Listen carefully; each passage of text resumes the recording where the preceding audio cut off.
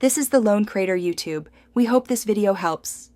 In this video, I will show how to replace RAM 1500 cabin filter, only way.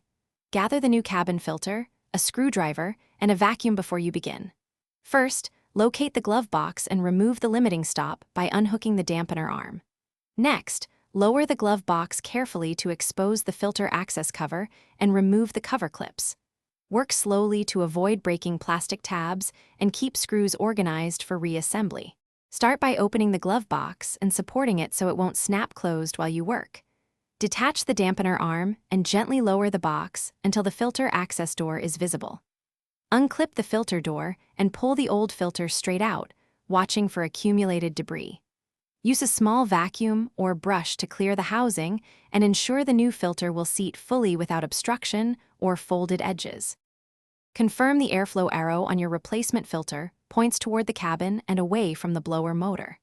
Slide the filter in smoothly, making sure it lays flat and seals at the edges to prevent bypass.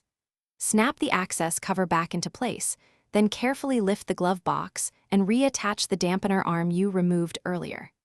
Finish by turning on the fan to verify proper airflow and listen for unusual noise. Thanks for watching.